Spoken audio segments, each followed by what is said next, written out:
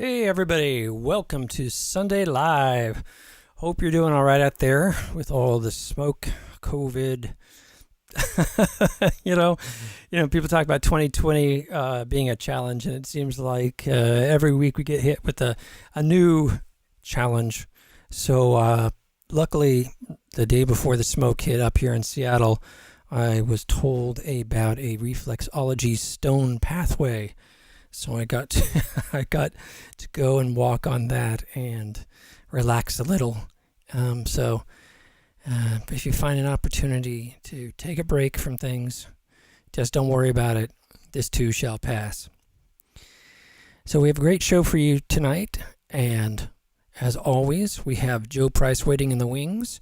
And we have a chat bot up here. So anytime you chat on the main Facebook, YouTube, and Twitch channels, it should appear right up here, and we can see your message. If you have any questions for our artists as the show goes on, or for myself or for Joe, feel free to post it up and we'll get them answered. So without further ado, let's check in with Joe. Hey, how's it going? Going good. How are you doing, Joe? Doing well. Surviving the smoke. It's well, the sun's trying to come out. You can still taste the air, smell and taste the ash, but the sun is endeavoring to come out, and perhaps maybe by Monday, late Monday or Tuesday, it'll actually come out. It'll be as late as Wednesday before the smoke finally clears, but it's on its way out. It'll be a couple of days, but we'll see. Hope springs eternal. That's good news. Up here in Seattle, they said we might get a little light rain on Monday. That should calm things down. And I wasn't sure that California was going to get a break. We may, at the very latest, Wednesday. At the very Okay. latest. That is awesome good news. And my heart goes out for everybody who's facing evacuation and, potential loss of property, and just another moment where we have to all count our blessings and be there for each other. Between mask changes, yes. Between mask changes, yes, indeed. I had been starting to venture out, and it's interesting that I started to venture out, and then now I have a new reason not to go outside. Up here, it's nowhere near as bad as California, but we'd gotten up to 210 yesterday, so we're in the unhealthy category, where I think a lot of you in California are dealing with hazardous. Now, on a lighter note, I don't mean to make light of the situation, but wow, those pictures from Mars look amazing.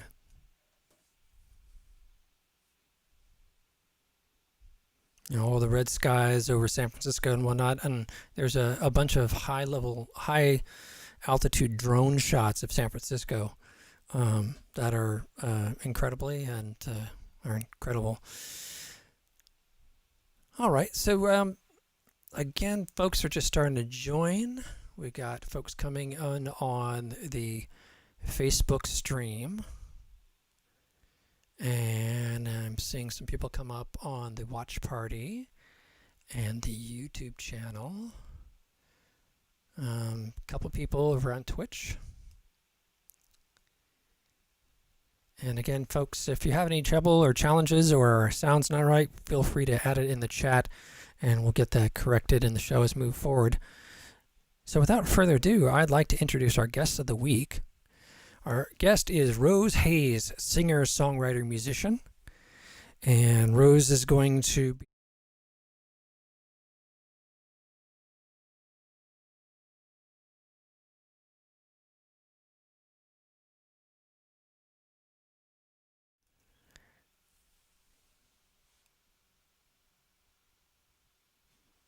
Hey, Rose, you out there? Hello. Having a little Hey. trouble hearing you. I might need to turn off my fountain, but I'm here. Okay. Yeah, I'm kind of, for those that don't know, I'm actually facing the other way from Rose. She's over here behind me. And that horse thing that I had in early episodes came back today. And I'm just hoping it's not the acoustic panels in my recording studio doing it, but maybe just some of the smoke creeping in. So if you can't hear me, I don't know, gesticulate or wave, and I can always turn this way and talk that way. That's good. Give me just 1 second, though. No problem.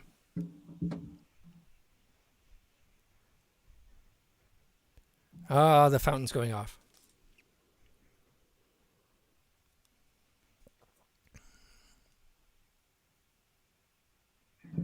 Okay, good. I think that'll help. I have a little fountain running in the back that kind of. Oh. Oh, the white noise. So Rose, Stefan Aronson had, Stefan. I tease him. I'm like, you got to talk to your parents, man. Your name is spelt Stefan. It has an A, but he pronounces it Stefan. And he was on the show a few episodes back, and I reached out to him and said, hey, do you know some cool artists that would like to be on Sunday Live? And your name popped up, and I asked, and you said, yes, you are our first harpist on the show. Cool.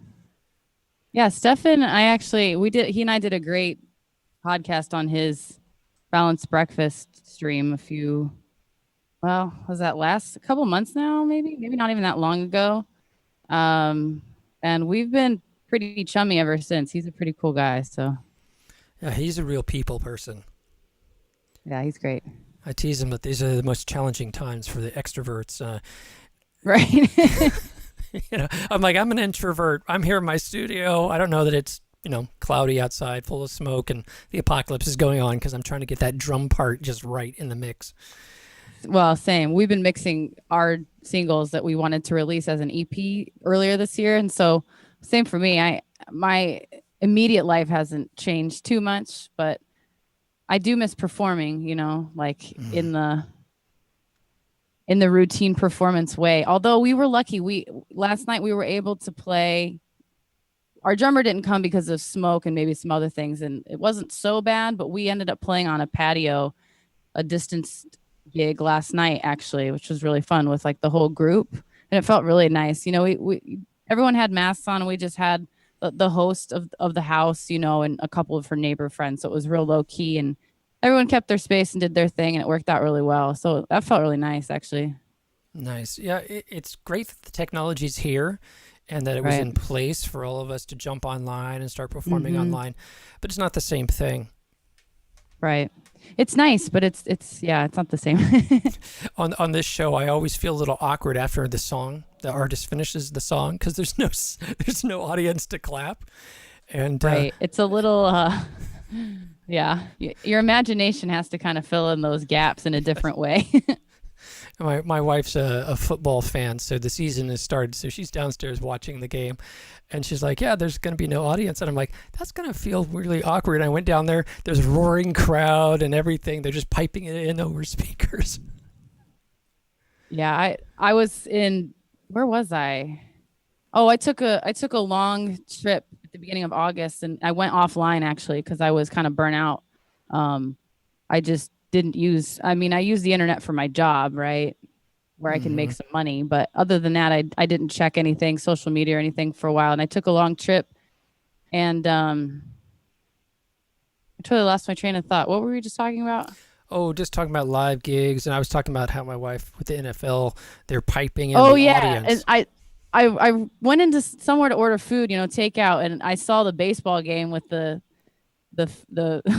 cardboard cutout fans, and I just I lost it. It was pretty good. I was like, all right, cool. A few people cardboard cutouts. Yeah. And then just I asked her, I said, is it just because it's just kind of like white noise going on right now? I said, when they score a touchdown, will they change the audio so it's like raw? Right. But hey, that could be a job for some of us in the future, making the sound bites for the live games. That's a good point. It'd be like, that just roaring crowd thing, that's not good enough. We got to have some presence and maybe even have viewers, if they get the delay down enough. Right. Get viewers to actually react and pipe the reaction in. Right. Something. It's going to be a fascinating time, since a friend of mine, when this lockdown first happened, said, "Oh, are we going to be locked down for a week?" And, you worked at a vaccines company at one point, and I said, go stock up on food, Go get 6 months of food and don't worry about anything. Don't even think about what's going to happen for 6 months. And then in 6 months, you're going to know if it's going to be another 6 months or another 6 months. And they were like, what? And I'm like, yeah, that's where we're at. We went into global lockdown the day of my birthday, basically. It was March 23rd. And so I'm like, cool. You know? And luckily I snuck out to the beach that day before they closed the mall for a while.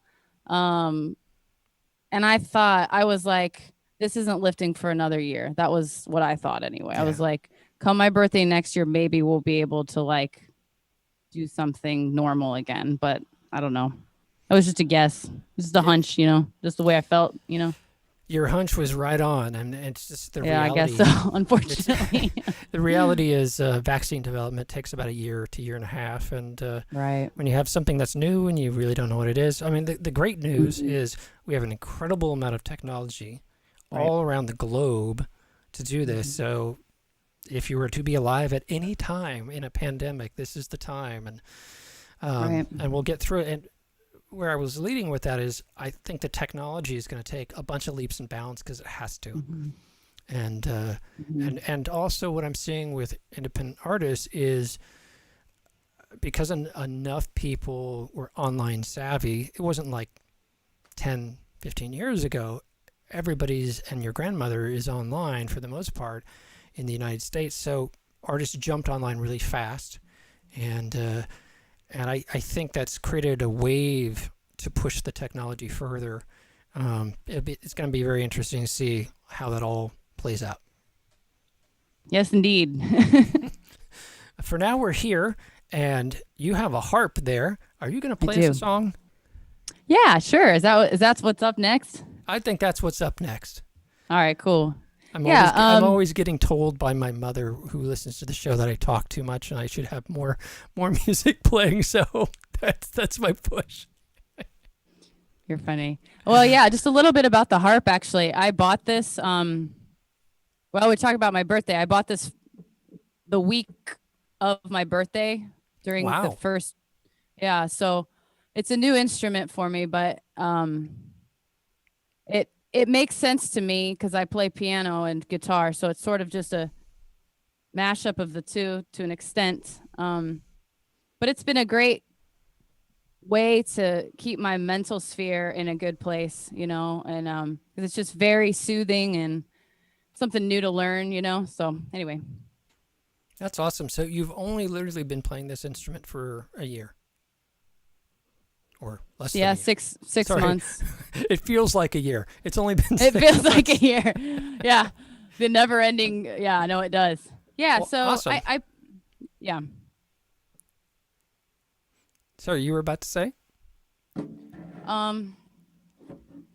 Nothing. Not really. I was going to go on and on about, I had borrowed one once, like 4 or 5 years ago, and I wrote like a couple songs on it, and I played it for a few months then, but I didn't really, it kind of just sat there. I mean, I would kind of just strum it, you know, but I didn't really try, you know. I did take a lesson this year where I could get my finger postures at least right, and then just kind of improvise, you know. But yeah, this one's sort of one I wrote recently, so we'll give this one a go. Cool. Awesome. Well, here is a live, first time on Sunday Live, Rose Haze playing the harp and singing for you.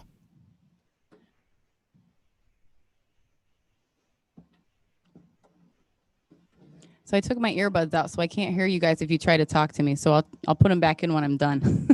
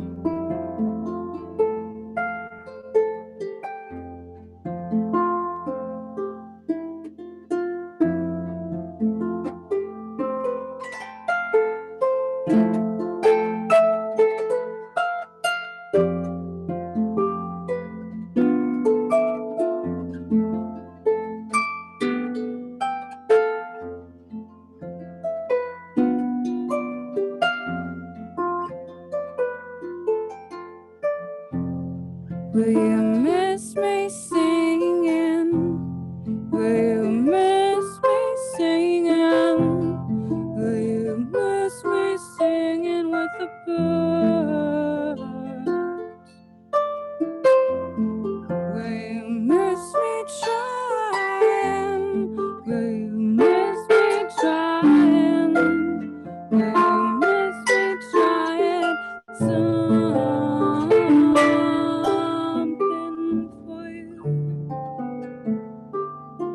to trying to love you, trying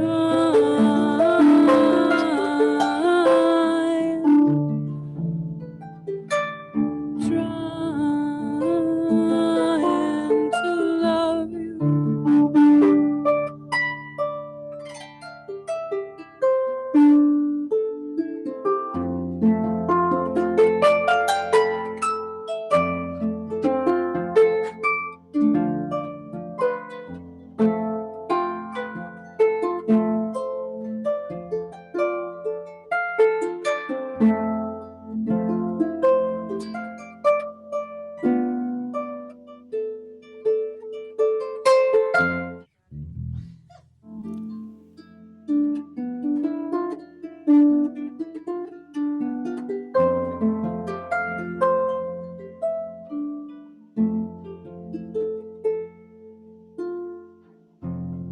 I would dance, I would dance alone, I would dance alone, I would dance, I would dance alone, I would dance alone. Will you miss me trying? Will you miss me singing with the birds? Will you miss me trying to love you?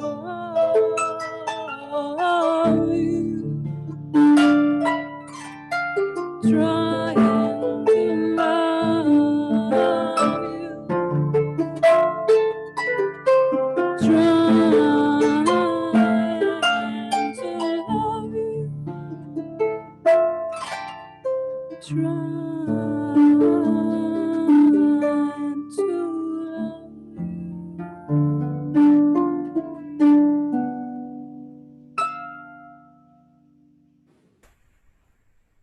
Wait 1 second. Well done. Well done. Okay, now I can hear you guys. That's awesome. Oh, thanks. The sound was good. Yeah, sounds Yes, good. very much. Okay, awesome. Yeah, it's a fun little instrument. Like, I found this on Craigslist.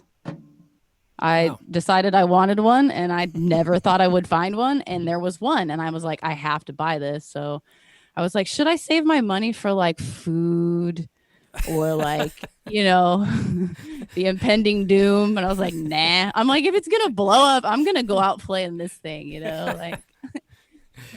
Spoken like a true artist. A true starving artist, yes. I think it's great because when I started watching your videos, I saw the harp up on YouTube, and I just assumed, oh, this person in the harp is a big part of what they play, and a lot of your music is very relaxing, and I was like, oh, okay. And then I hit the Tiny Desk video. I'm like, okay, she plays guitar as well and keyboard as well. It's you have this range of what you're doing musically. Oh, thanks for saying that, because that's really what I would hope people would pick up on it, is they kind of discover one song that they kind of stumble upon something else that I've done that's very different, because I'm very much a prog rocker at heart. And so when we play live, like when we play as a band, it is nothing like this, really. I mean, we'll strip it down a little bit, but we're like rockers, like we go hard. We get like super, we're not like that hard, but like, you know what I mean? We get into it. The Tiny Desk is definitely more a rock kind of video. Yeah. We actually, that was our first single we released this year as the Bay Area band, because I had traveled around and done different things at different backing groups and solo whatever, and then we had a collection of tunes that I brought here to find the right bandwidth to play, and we recorded together quickly, kind of before they really knew the songs. I mean, they did know them well enough, but I kind of pushed them, and so we released Edge of Something, which is what the NPR video is of, and then we decided, well, should we hang on to these songs or release them? And we decided to just I just decided recently to go ahead and finish out releasing the singles throughout the rest of the year, because it's like I thought about holding on to them for some kind of big performance that we could come back to. And I thought, you know what, I want the music out there. People need stuff, and I need to, keep moving with it. So I hear you with my own stuff. Right. The last performance I was to do, which was the first performance here in Seattle, was the night before the lockdown.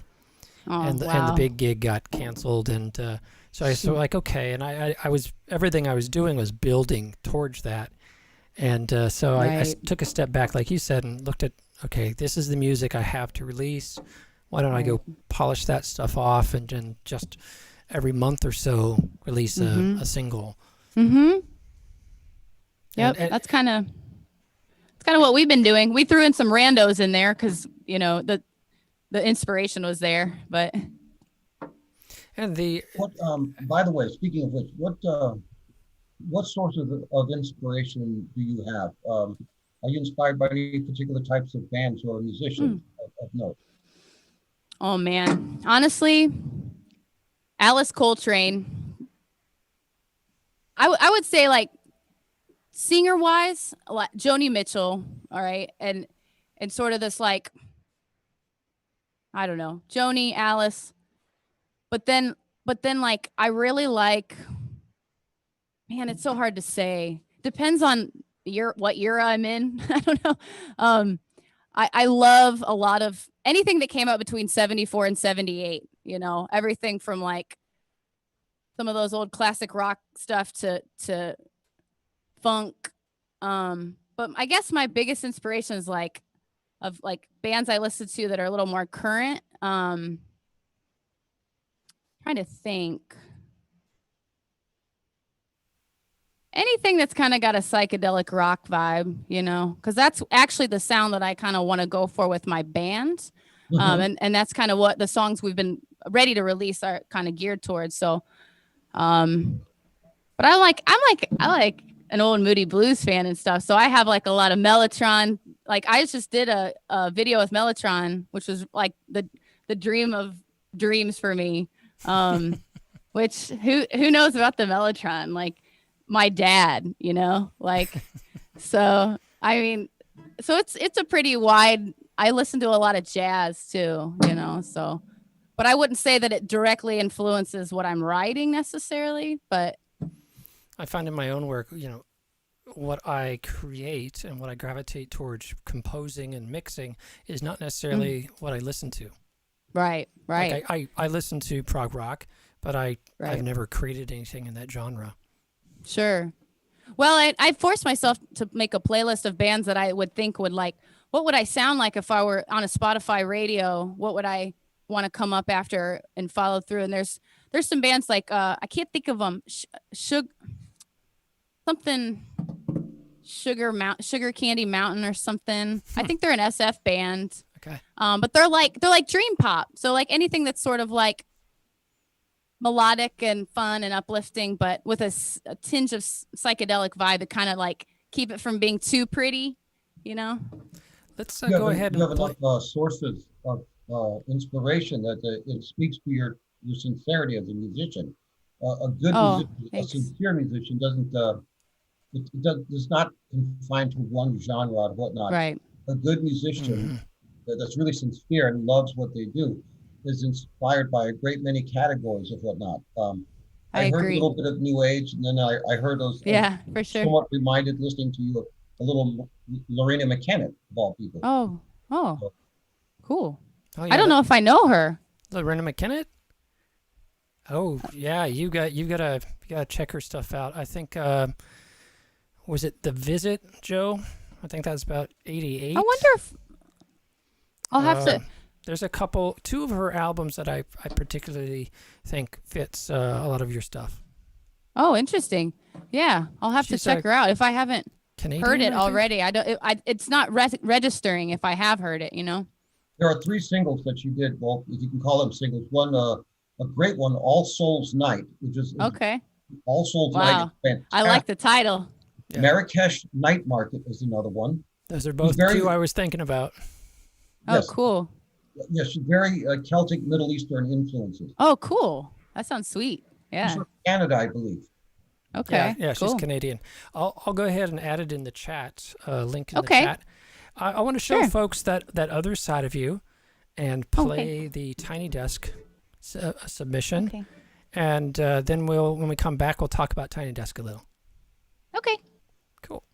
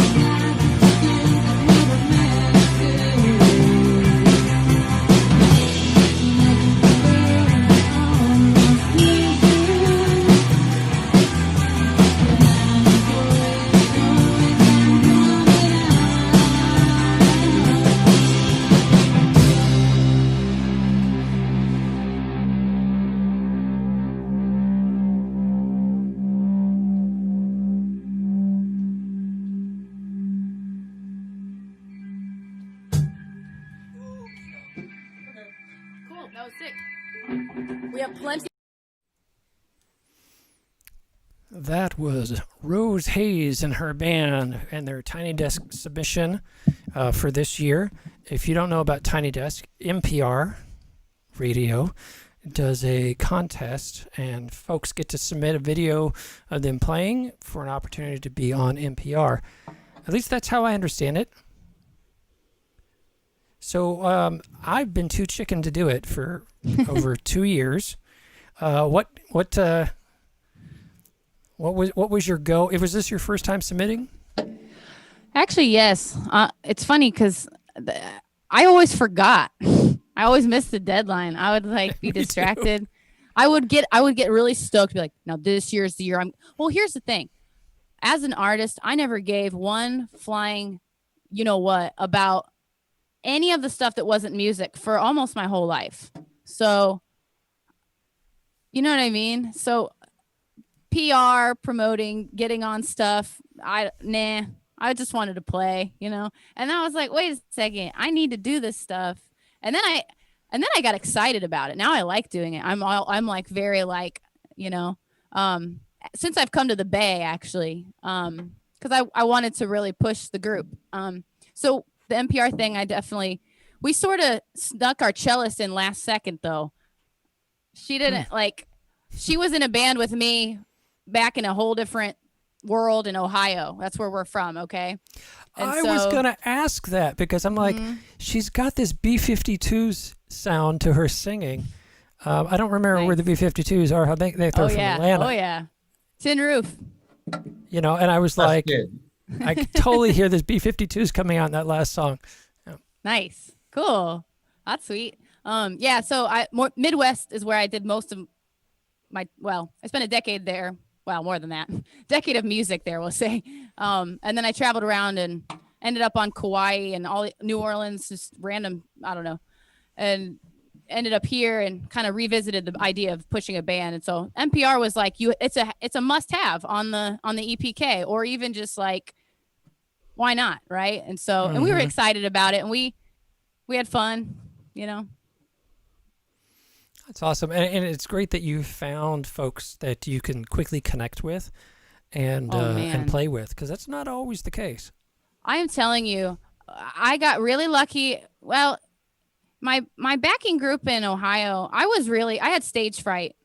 I was so bad. Like I didn't even know I wanted to even perform. I got sick at first, and I really had a hard time, but then I got over it, you know. And I had a sort of like older jazz guys working with me, and they were so much better than me that I just had to learn how to listen to that kind of music. And then I left and did some other iterations of my group, you know. And then I kind of like, I wouldn't call it giving up, but I kind of just was like, you know, I don't want to do this stuff anymore. I just want to live life and do other things and play for myself, play with my synthesizers in my room and stuff, right? So that didn't last long. I was like, I gotta play. I can't not do this. So I came here like with a vengeance, because I had been in a relationship on Kauai who I thought he was my drummer, and I thought we were gonna like do the thing in California, and he just never showed up. So I was like, all right, that sucks, but good. It was a good thing. And so I like kind of just found these people. It was like a godsend. They just sort of like showed up. And a couple of the two girls in the band are actually both Ohio girls that were here on different agendas. Wow. So I was like, Kristen and I, the cellist, have a musician background together, and we're great friends. And then Yoko, the violist in that video, we knew each other, but we weren't friends. And we're like all three BFFs now. And then we've got the guys that do their thing, and we're all just like a family. And honestly, that's the only thing I ever really wanted out of a band, was like the family vibe, and like, we're like doing this thing that's so next level just as a group for ourselves. And that emanates out to the audience, you know, I think. So I got lucky. We'll put it that way for a change. Oh, that's awesome. And you've put in the time, and you just never know when lightning's going to strike. and it's now struck, and you're going to Right. do with it what you can do with it, and put these records out, and be connecting and building a fan base. And It's so good. it's huge that you've gotten over the marketing aspect, because when I moved to Seattle, I started doing balanced breakfast up here, and took what Stefan's doing in San Francisco up here, and it was hard because all everybody wanted was to be paid to play live. That's it. They didn't want to do anything else. Right. And right. now they're being forced to learn. And and it's great that you came to that freely. Well, I self-isolated on the island, and I meditated for a year in one of the most beautiful places in the world. And like, I came here with a very distinct vision, and I was not going to let some guy or even anything else, even a quarantine, right, stop whatever artistic mode that I am in. And I was like, you guys, we're going to have to adapt. Like tomorrow, I got them all Sailor Moon outfits. We dressed up. We did a live stream. We goofed off at first. Now we're like, okay, we kind of got off that. But we tried, we tried to adapt and just keep moving forward, because I was pretty heartbroken. Who wasn't, when all your dreams just like stop, Well, I had the probably the biggest gig as far as venue size lined up, and poof. Yeah, our violist was going to go on a national tour with another band. It was her first big, real musician thing, right? And I mean, I have to just sit back and look, though. I'm like, I was able to get this harp. I have stuff I can do. I'm in great shape. I'm not struggling right now. And honestly, that to me is just like, okay, Since you talked about Hawaii, I'm kind of debating about playing C now and then having you play live after that.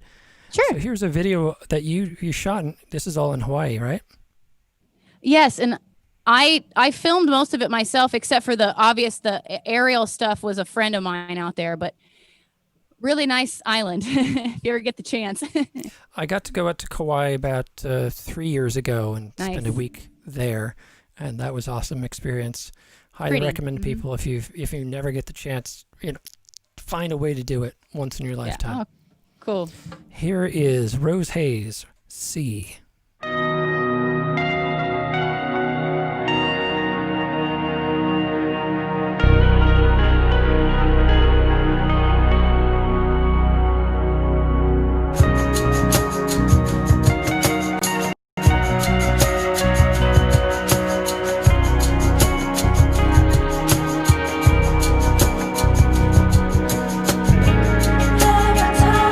She looks into the sea.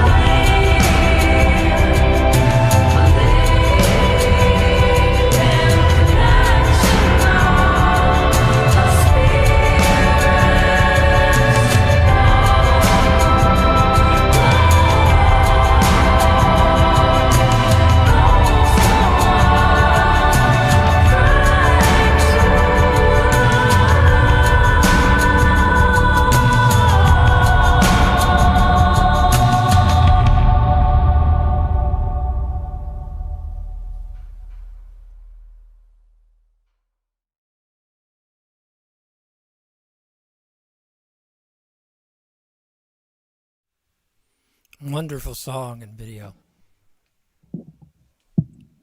Oh, thanks. Reminds me, I'm a Ladytron fan, and they've gone through several different styles, and in the last, I don't know, 10 years, they've been doing more of this dream pop kind of stuff. And it was reminding me of a couple of their videos, or maybe some of the dreamy stuff of Goldfrapp. And if you're not familiar with Ladytron or Goldfrapp, I'll send you some links. I heard Ladytron, Goldfrapp, and Cocteau Twins. Oh, yes. Awesome. Cocteau Twins, yes, definitely. Yes, I'm so glad you said that. You would, That was outstanding video and a great song. The beginning, it's sort of like Lorena McKennitt videos, the vocals and the music. The beginning of a good Lorena McKennitt song. But the vocals took over, and I was hearing Cocteau Twins, and I did hear Ladytron. Cool. Awesome. Yeah, I was listening to Cocteau Twins a lot the summer before that video. Actually, because that song lyric, Social Club Illusion, whatever, is actually about social media. It's like I was so over it, and I have been off and on, right? Where I'm over it. So I'm the kind of person that I just have to like throw it away, out of sight, out of mind kind of person, where it's like if I have it, I will just, not often, because I'm pretty good about it, but even still, like those little things filter through. It's like now we need that because it's like that's where we're living now in that space. But it's kind of about when you feel like it's tugging at you in the wrong kind of ways, to just get rid of it. Your life goes on out of the internet, believe it or not, except for maybe now. I don't know. I don't know what you're talking about. Right. I've been on it since the Mosaic. If anybody knows what Mosaic is. So for me, I just I have to really, for me it's the opposite. It's really tough for me not to be online 24/7. It's such a part of how I've grown up and developed and the work I do. It's a constant presence. Kind of. Me too.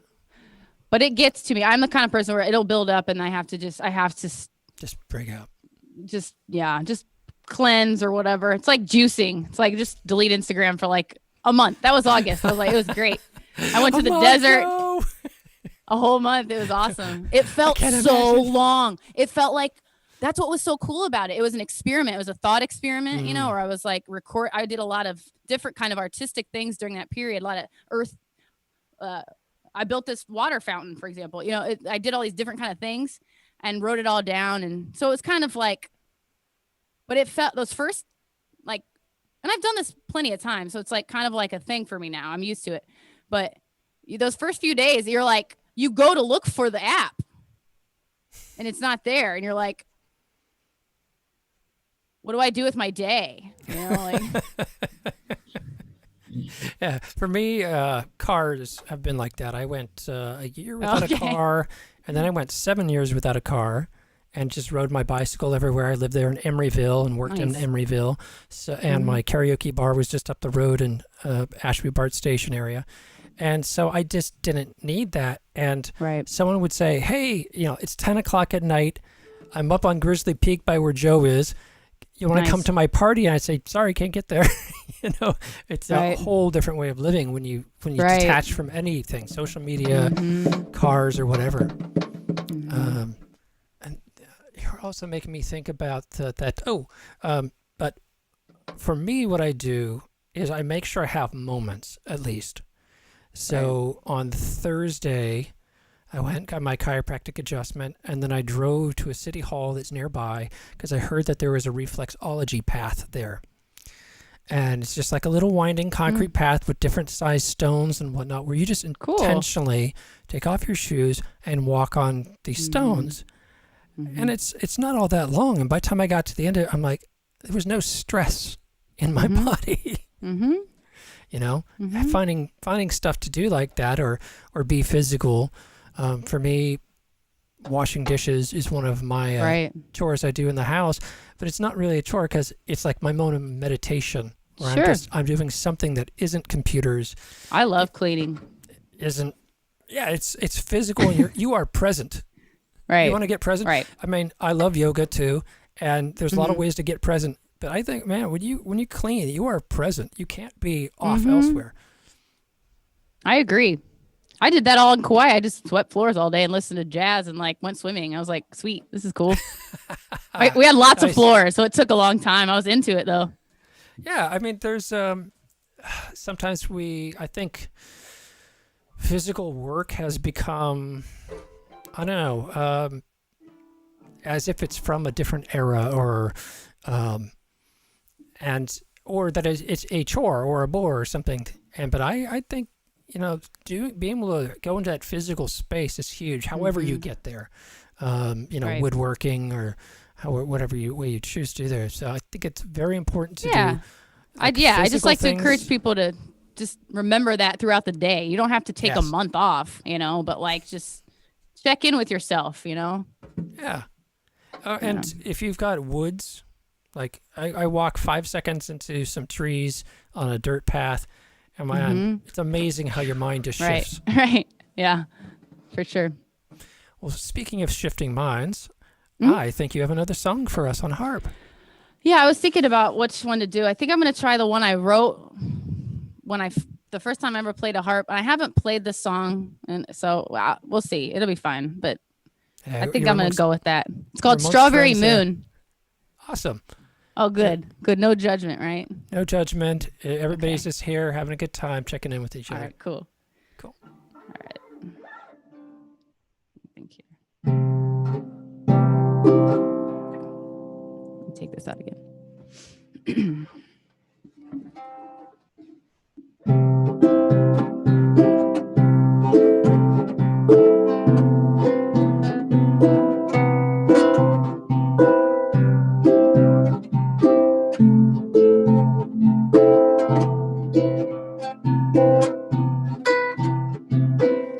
Fever, just let before the night is through. When last you lay plunging into a sinner's ash, silent black, the jungle lying in cool as ember.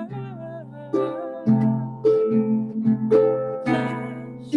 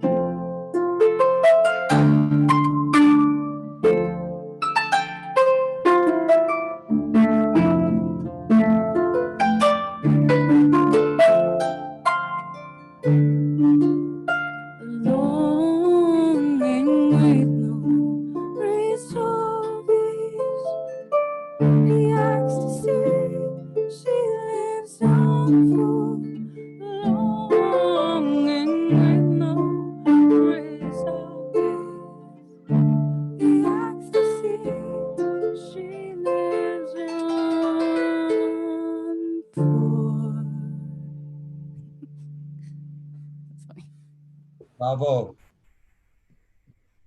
Bravissimo. Okay. That's Strawberry Moon. Awesome too. It's always great to hear new songs and playing on a new instrument. You have to like totally approach songwriting in another way. You know, like when I've switched from keyboard to guitar or just drum loops, completely different song comes out that otherwise wouldn't have come out. Absolutely. Are you finding that with harp? Totally. It's incredible. And in fact, we released As If. I didn't play that tonight because I was like, whatever.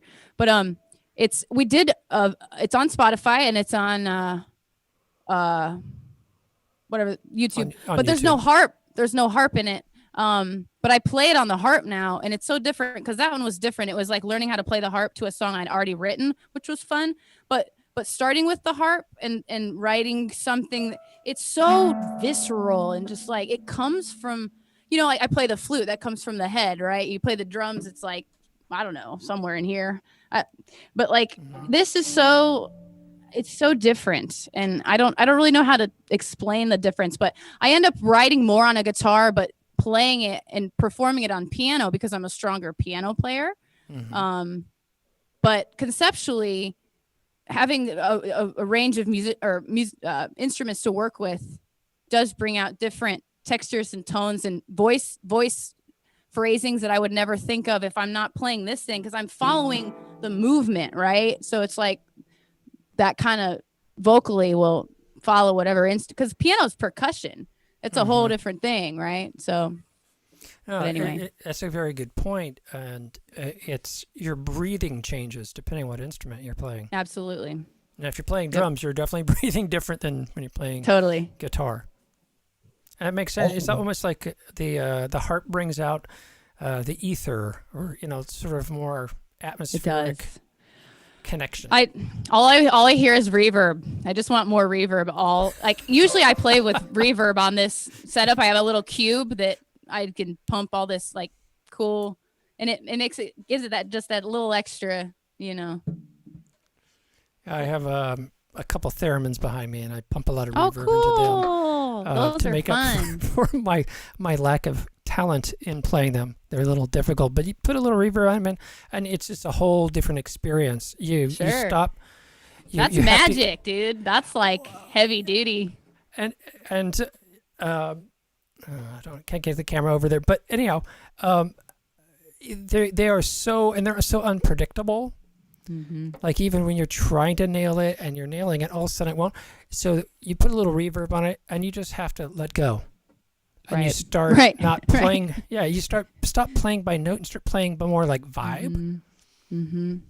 Well, that's what I think is fascinating about my string friends is I play piano, or I play instruments that have a note. You play the cello or like the string instruments, you're moving between notes and bending notes. I mean, you could do that on a guitar too, but it's different, right? There's no frets. So I've always been really attracted to those kind of players because there's another level of, Yeah, that's the like theremin, you're saying I'd with the say, is- theremin. Yeah, I say that's who can play theremins or cello and string players, and I can't imagine. I think my psychology is a little bit more push button go, and just how I think. How I do a project and whatnot, and and when you meet people that play fretless, you're like, wow, that's a whole different mindset. It's pretty neat. The thing about a piano versus the harp, the piano you interface through the keyboards, whereas the harp you go directly to the strings. Right. Of a direct, intimate connection to the harp, I imagine. Yep. Which is neat because it's always fun to get into the grand piano. If I dream present, if you ever want to drop me a cool gift, I'll take a grand piano any day. Oh, But yeah. it would be always fun to go in there and pluck the strings if you could get to them and do some of that like more avant-garde stuff. But this is just a vertical piano inside, right? And so I just have this tuned to a diatonic scale. It's nothing crazy. I mean, it's really tough to screw up this scale. I mean, this harp because of the way it's just, open tuning. So Is Well, it like a fretless bass? yeah, it's right. I mean, well, yeah, something, just any kind of open tuning in a guitar or anything. It's going to sound nice, I guess, even if you can't really screw it up. I guess. So it's tuned to one scale or one key. Like I do open D with my live shows. I just don't have the fingering ability to play guitar live on stage in front of the audience. So I'll just do an open tuning and do like a single finger bar. Well, especially as a performer, when you have to square off with the mic, you don't want to have fancy chord time. Who has time for that as a lead performer? Some people do. I don't. So even Riddle of the Sun is it's not a perfect D, but it's a D tuning, and I get some killer chords at it, barring that, just because of the way it's tuned. Even in a standard tuning earlier when we were warming up, I was just doing a single bar on, I think, G and A. I'm like, wait a minute, that's Pink Floyd. Exactly. You think that you're kind of, I don't know, I felt like at first when I was doing open tuning, like I was cheating. Like I wasn't really learning guitar. And then all of a sudden you realize I had to get over that too. Right. Like, it's the music that matters. Right. Is there an honest and good feeling behind it? I think that's really what inspires me. I would much rather watch someone who doesn't have a clue what they're doing that and who cares if they, who's to judge that? Who am I to say they don't know what they're doing anyway? But I'm just, in theory, if, it's like, I'm inspired by all kinds of people who don't even understand what it is they're doing. They're just making great sounds, and I only somewhat have some theory in my head, I go to a certain point and I'm like, I'm good. I don't care. That's why I never got into jazz too deep, because I was too lazy to learn it. Like, nah. In some ways, though, when you start working with an open tuning, you find yourself in these 9 and 7 chords and more complex chords. Or I will do, again, in a standard tuning on the guitar, I'll go to a single bar, and all of a sudden I am playing jazz. Well, Zeppelin does open tunings all the time. I'm pretty sure. I'm not going to say which songs, but I know for a fact they do some of that. Definitely. A lot of bands do. So to explain to our audience what we're talking about, open tuning is when you tune the instrument to one particular key. And that means basically, for those that don't know any music, you can't hit a bad note. Right. All the notes are in the same family. Now, it makes it, you sometimes can't shift in a way like a pop song can sometimes, but it just gives you where you can easily access the instrument. So if you think you can't play music or can't play an instrument, get something that's an open tuning and just touch it, and all of a sudden you'll realize it doesn't matter. It's all just going to work, and I don't have to take years of lessons and whatnot. And I've done this with a few folks in some training sessions, and my favorite moment probably in all of my training ever is when I taught a bunch of facilities mechanics how to play keyboard in 5 minutes, and they all did it on paper. I told them what to do, and then I had them come up and press on a synthesizer that had an arpeggiator, so it would play, the chord for them, and they just had to play, C, F, G, F, C. Oh my God! You see these guys, these tough guys, just want to break out into crying because they realize this whole thing they thought they would never be able to have in their life is suddenly in their command. So open tuning, guys. There you That's go. the sales pitch. So. You said Riddle of the Sun is in open tuning? Excuse me. It is. Do you know Kaki King? No. She's a guitar player. You should check her out. Kaki King. She's great, and she's a master of those kinds of odd tunings. So I actually watched one of her videos, and got a tuning from her that she did, the song that I liked in, and it's in D, but there's a B note and a C sharp note in it. So there's a cool dissonance, I guess, that's still pretty, right? And that's all done with almost just a couple strings, and it's that big open sound that gives it that fullness, And folks, if you are interested in playing a musical instrument and you've never thought you could, send me a message on Facebook, and I'll explain all of what we're talking about, and let's get that door open for you. One of the things I like to do on this show is challenge all the listeners to take a look at any of the blocks in their lives or things that they've wanted to do that they thought weren't available to them, and open those doors. And so with that in mind, here is a song and a video that's an open tuning, and you can see what's possible with it. This is Riddle of the Sun.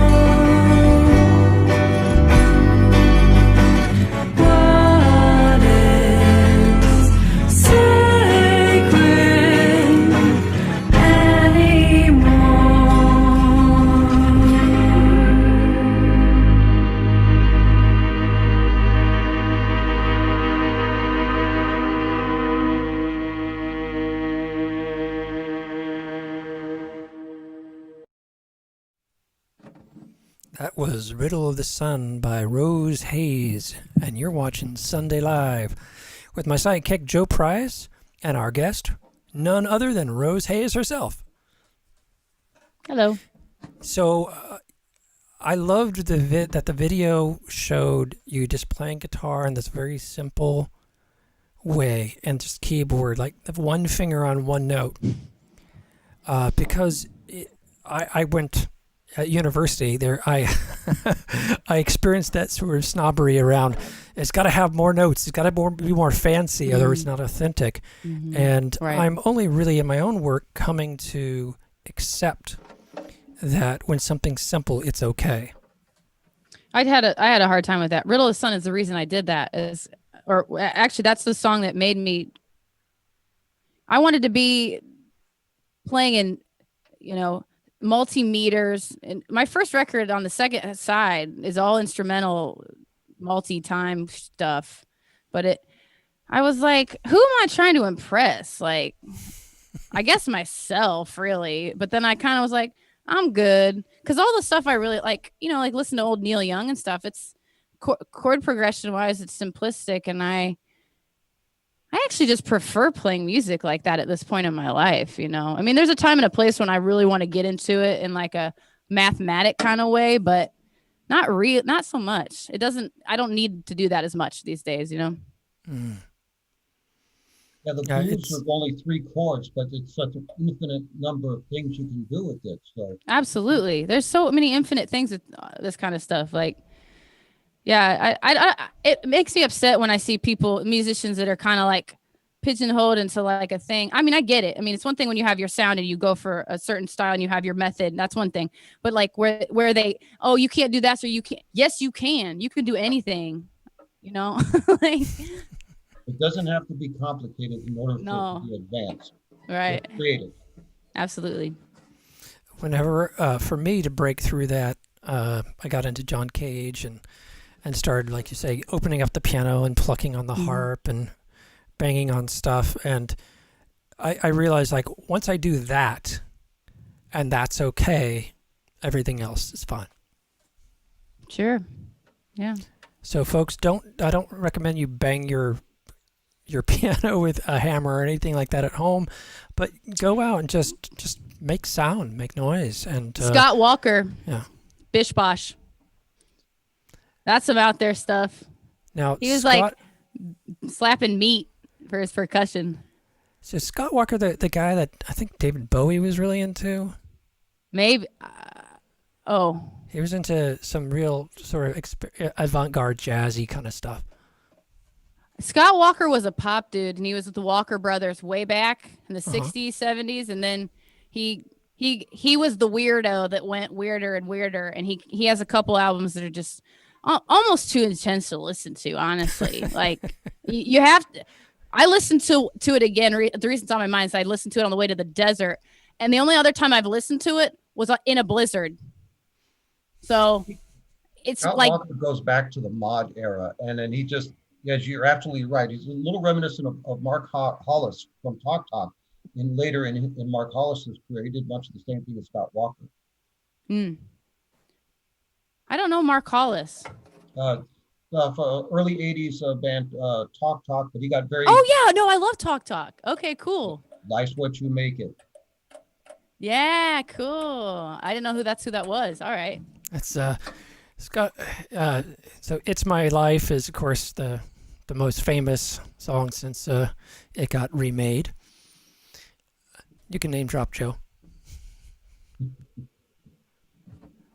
And so what was it? I'm forgetting her name, from famous band, famous solo artist. Anyhow, she covered Talk Talk's "It's My Life" and made it even larger. But yeah, a lot of artists will start off, even like Radiohead, start off with "Creep," which is a fairly straightforward song, and now are doing quite esoteric chord progressions and timings. And I have friends who just gush over it, but I find I can't listen to it. I listen to it like once and go, oh yeah, I appreciate what they're doing here, but I'm not going to put that record on again. Right. Sure. So there's this interesting thing where you'll have that experience, but then I have some experimental stuff that I intentionally put on like once a year, because it just touches me in a way that no pop ever could. Sure. I understand that. Philip Glass's Einstein on the Beach has, I love that piece. And it's 3 hours of repetition, ever so slightly changing over time. I love him. Yeah. But you just give yourself over to it and go, I'm going to go on this journey. And in the end, Right. You're just like, oh my God, I feel cleansed. Totally. So do you have another harp song? Sure. If you'd like me to, That'd be I awesome. could do another one. Sure. Because I just realized the class that I usually run at 7 o'clock is not happening today because the teacher has a power outage. So if anybody's on this, I thought I saw John join. Go watch Peter Miller's video over on the UNI Software website on sprites in the Voyager application. We're just going to keep rolling on here and having a good time. Cool. Sure. This song, actually, I'll just do As If that I talked about before. I didn't know if we were gonna have time for it, but I've never played this without my backing beat, so I'm gonna put the backing beat in my head. And this song, I don't know, it's just it was random. I wrote this song upside down on a heating pad with bad sciatica during well, no, I wrote the song before quarantine, but I recorded it and put it out a couple months ago. So anyway. Let's see.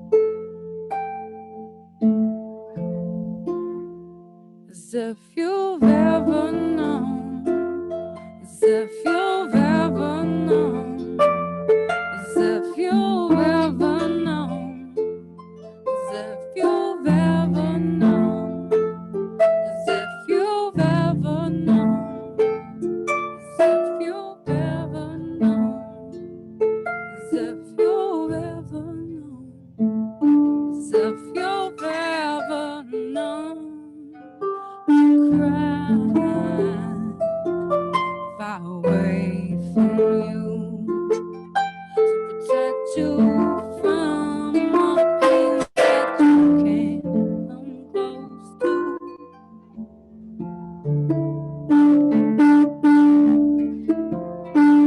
That you can't come close to. As if you've ever known how it feels.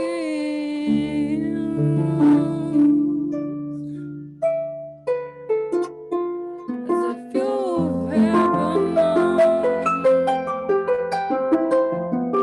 As if you've ever known.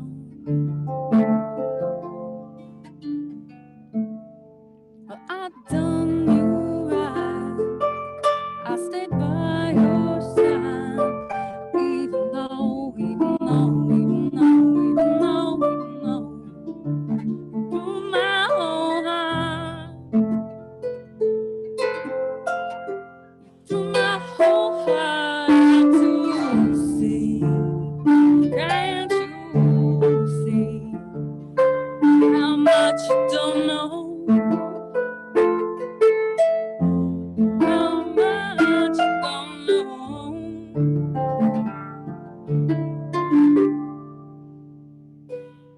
How it feels.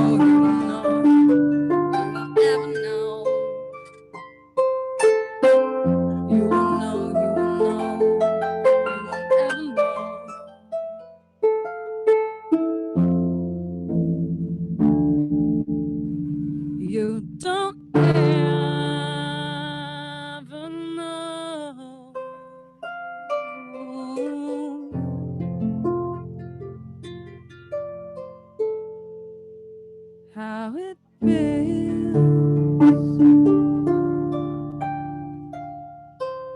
to be free.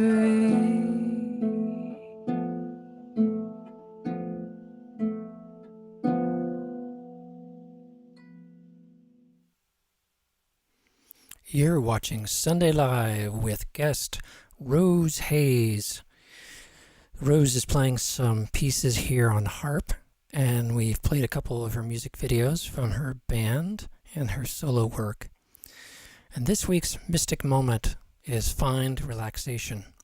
Each week I challenged all the listeners to change their perspective, and I'm seeing a lot of aggression and hostility online.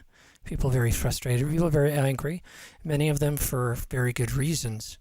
And some of it is just sort of recycled anger. Now, the reality is the world is challenging. The world will always do something that you don't like or that you feel pitted against you. You're not going to win. I'm here to tell you, you're not going to win. There will always be another challenge. The only thing that you can do is find ways to react to those challenges in a more productive way, in a more connected way. So this week's theme is find relaxation. It is amazing. I'm a person who gets pretty darn angry at software and hardware here in the studio. My wife has to listen to my cursing and yelling and stomping and sometimes even tossing something across the room because stuff doesn't work. Bad software bugs, bad hardware, when I just want to be creative, right? I feel these things are stopping me from doing what I want and what I love to do. And more, what I realize is I just need to find relaxation. In moments like that, I need to walk away, go outside when you can, touch a tree, feel some dirt in your hand. Or recently I found nearby here a stone pathway. It's concrete with stones laid in it. You can take off your shoes and walk on the stones. And some of them are challenging. Some of them are sharp and dig into your foot. And some of them are big, round, and welcoming. And by the time you finish the short path, you will have gone through all those experiences and that range of welcoming to challenging. And you get to the end, and you find that your shoulders have dropped. Your legs don't hurt anymore. You found relaxation. So there are other ways and other paths that we can use to get to where we want to be and find perspective. If you're just tuning into the show earlier, we're talking about open tuning. And I think anybody who has any musical feeling but feels like they can't access music, find out about open tuning and get a basic instrument and just sit there and strum. You can't hit a wrong note. And let that help you find relaxation.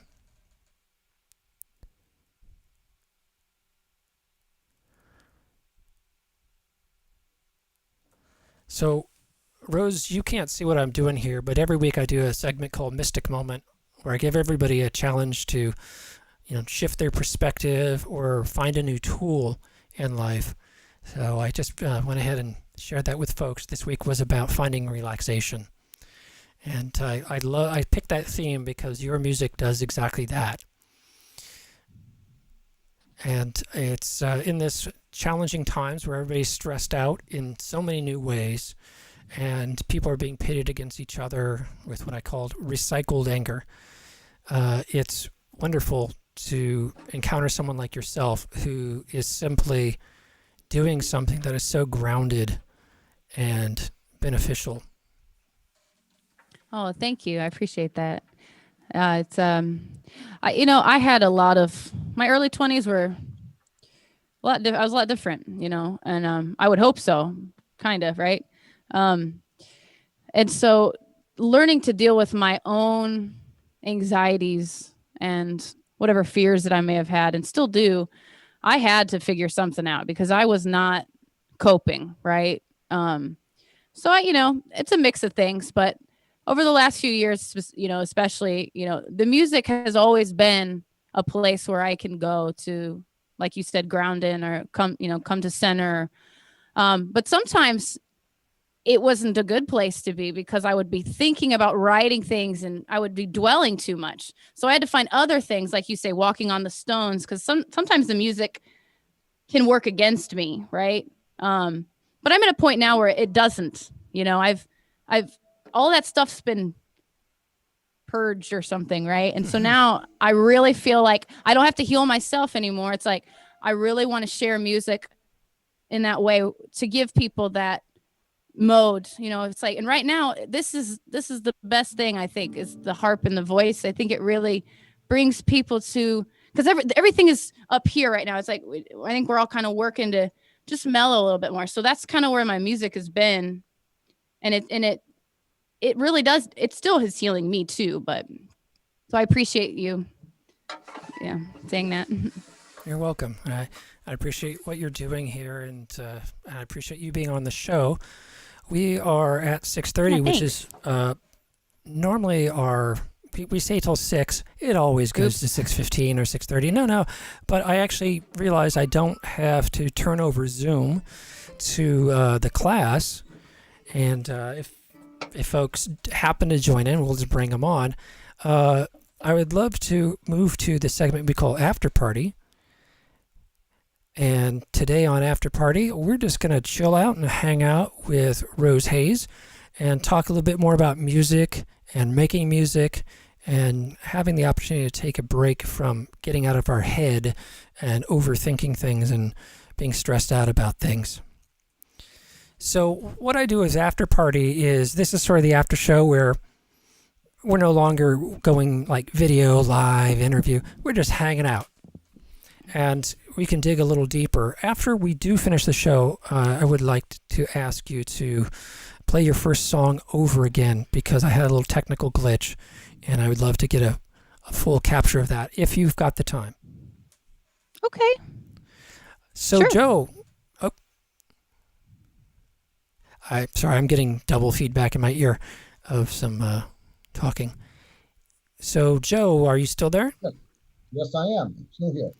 As always, I'm interested in your thoughts about everything we've been talking about as we do our after party debrief. One thing, getting back for just a moment, mystic moment, the finding of the balance through relaxation. We tend to be very tough on ourselves in terms of creative and productive process. You have to understand that the backbone of discipline is patience. And the backbone of patience can be the relaxation, through which could be the outrigger for focus, and therefore productivity. So relaxation is a way we can refocus ourselves, and it becomes relaxation and creativity become an upward spiral, and so it doesn't, discipline becomes an anachronism because it's the love that carries us on, and through the relaxation and through the focus, so we get to create that, and that presents an upward spiral, and it can be self-propelling.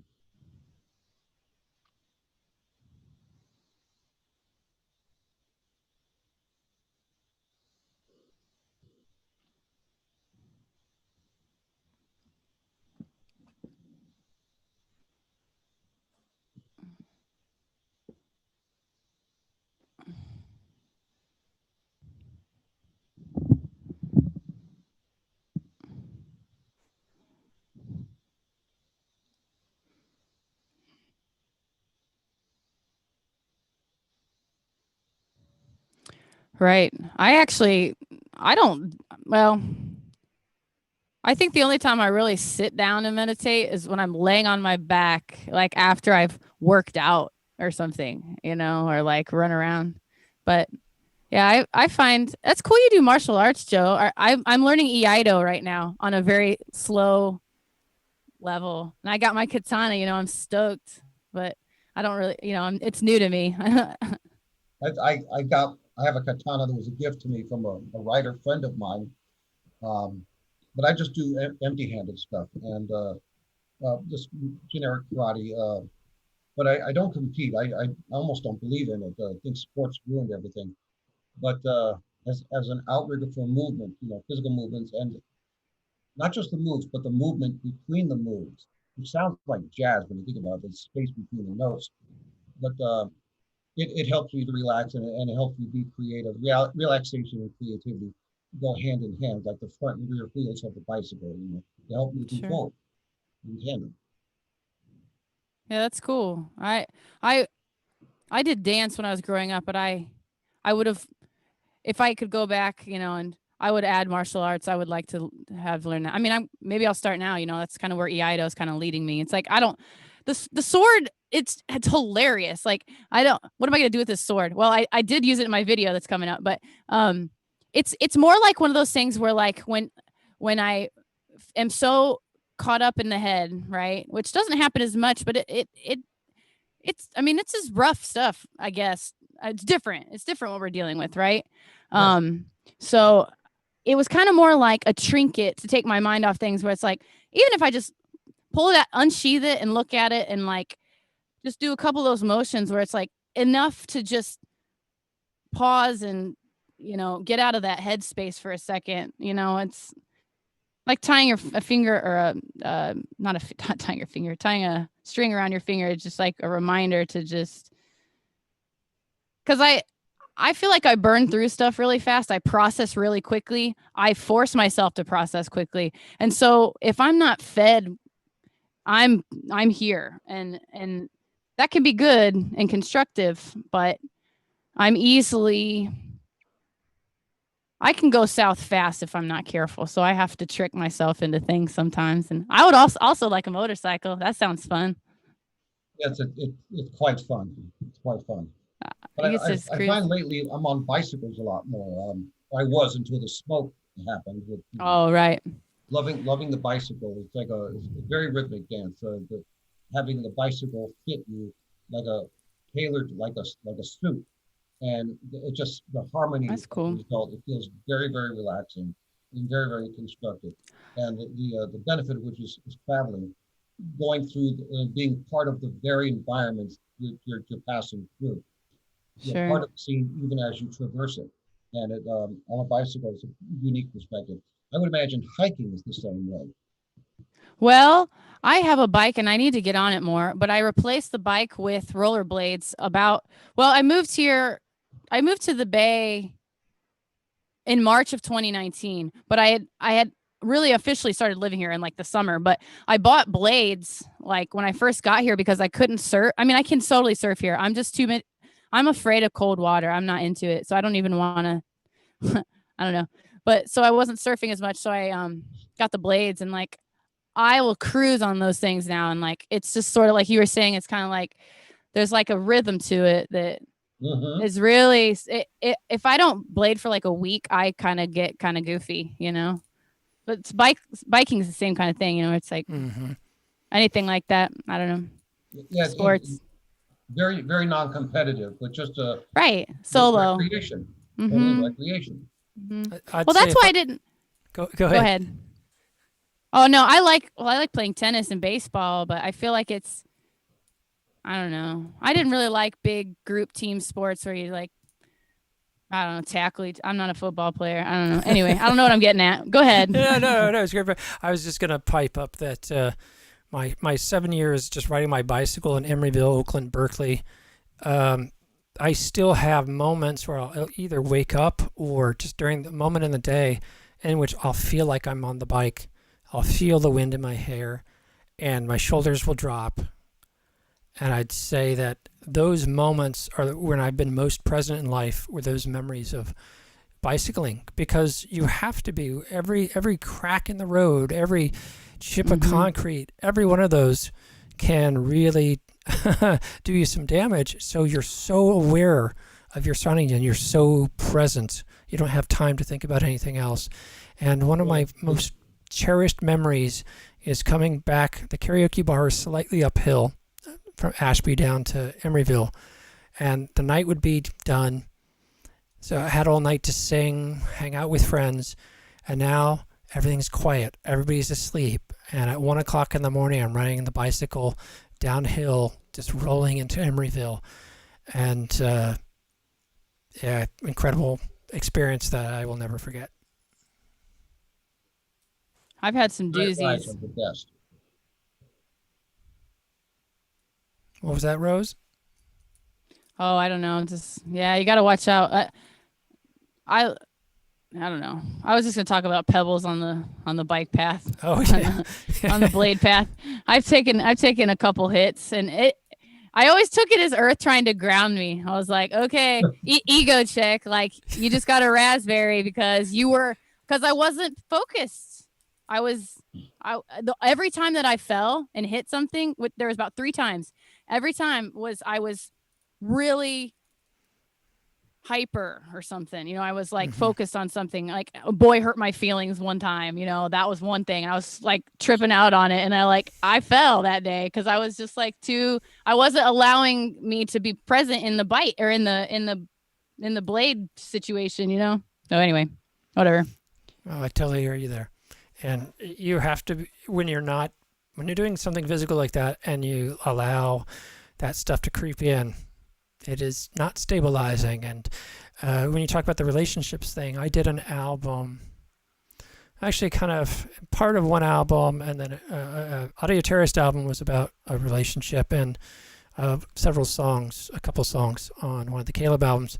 And it's, when you write a song, you live with that song for a long time when you're Mhm. producing it and hearing the mixes and arrangements. And after that, I was like, I'm never writing a boy girl song again.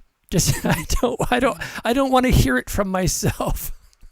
Dude, well, honestly, that's half the problem with not being able to perform intermittently between mixing. Cause like we're doing it all in house, and like I don't have a clue well, that's not true. I know a little bit. Um, but I'm learning more and more, which is great. But like after we're about to release a song, although I will say this is the one song that didn't do this to me, the one we're about to release, where I didn't hate it like by the time it was ready to be done. I actually still want to listen to it, which is crazy. But here's the thing. I passed most of the mixing off to my friend Ruben in the band. He did a lot of the hard like listening, and I was just kind of like, you take this one. That's called being a producer. All right. Well, he did a great job, and he's like kind of learning it as he goes. He has a lot of background. He's a sound guy, and he plays guitar in our band. He's the guitar player in that video. And he's just amazing. Like if I didn't have him, my progress would be much slower. I know that, So we just tag team this stuff, and we're just able to pump stuff out. It's crazy. Like it's nice when you have that with somebody to bounce it off. Yeah. In my case, Tyrone Stanford, who I met at that karaoke bar, Mhm. worked with me for a number of years, and the last 2 years I've been working with Tim Lehane, and we meet every Saturday and we just kind of review the project. And now it's no longer, I don't know, it's just, he's doing the heavy lifting for me, so I can think about the lyrics and think about, is this the mix that I want to go out, or should we make changes? And I've recognized, he's such a great musician. He's great at piano and guitar, and I'm not. I've got rudimentary skills as a musician, and when I want the song to go further, it's great to have this relationship where I can invent something and get it in some rough form, and then he can bring in his magic and take it to the next level, and then I can listen to that and say, hey, what about that hi-hat there? And now it's a conversation between me and someone else, and you're watching this thing grow and expand and be perfected, rather than just you in your head in the studio. Yeah, no, I've always pretty much had another person involved in my process. I had a really cool connection with a producer from Ohio, but she's really not a producer. She can do that, but that's not her thing. She's more a musician than producer, but she's great at everything. And I learned a lot just sitting with her. I just stared at her doing it, and I was able to take enough to pretty much track my second record myself on the island, and then I brought those stems, I guess, and those projects to her, and then we'd work on it a bit, and then I'd go back and tweak it, and then we'd sit and we did a couple sessions like that, because I pretty much did it myself on Kauai, but she did a lot on that record. All the drums, she helped track the guitar, but it was like, now I pretty much feel like I can kind of do it myself between me and Ruben, but And it's interesting we're talking about this word producer that actually is defined a bunch of different ways.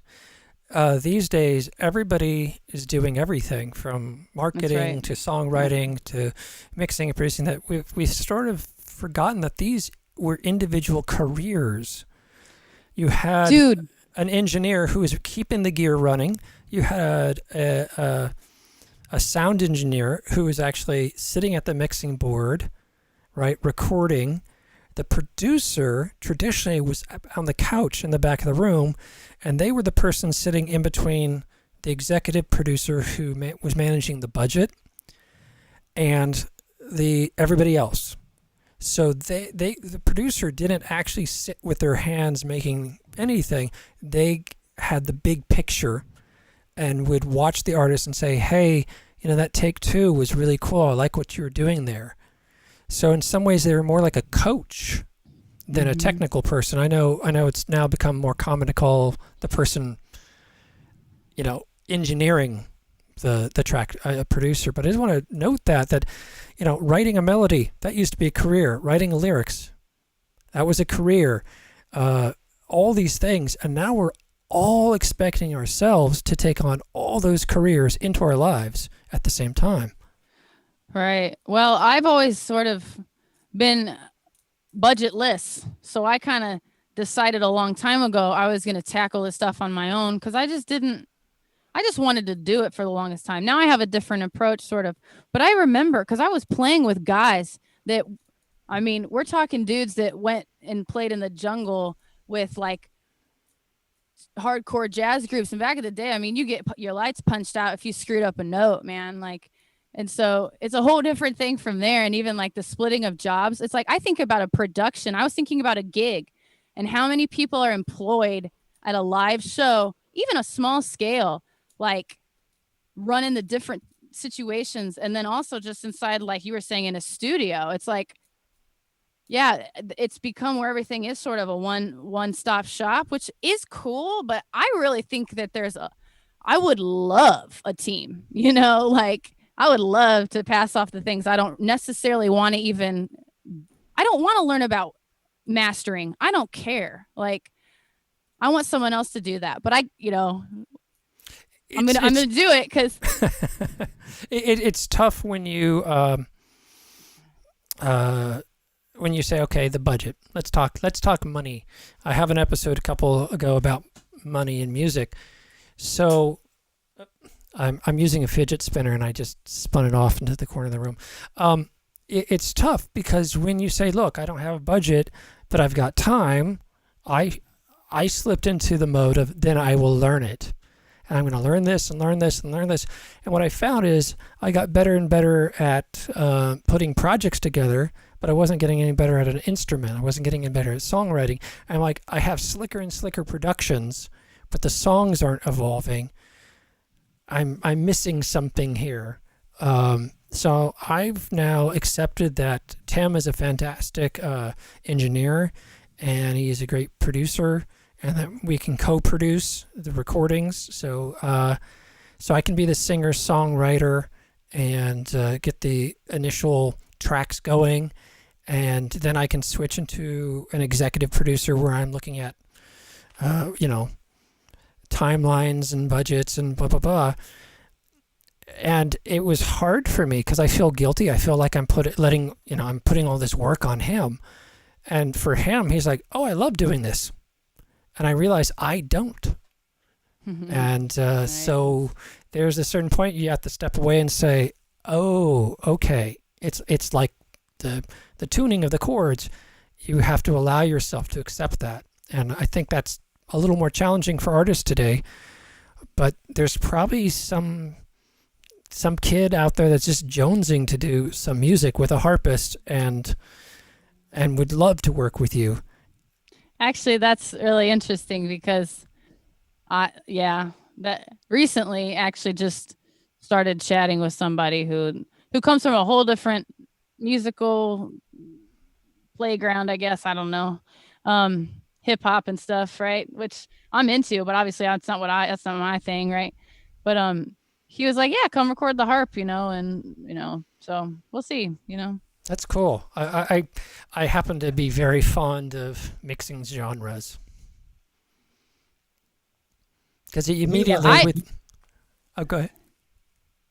the thing about having people helping out, you feel guilty about asking for help or passing the buck to someone else in various things like copyright protection and production.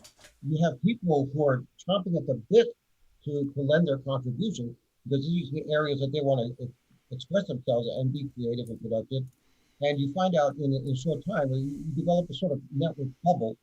And so the band has grown.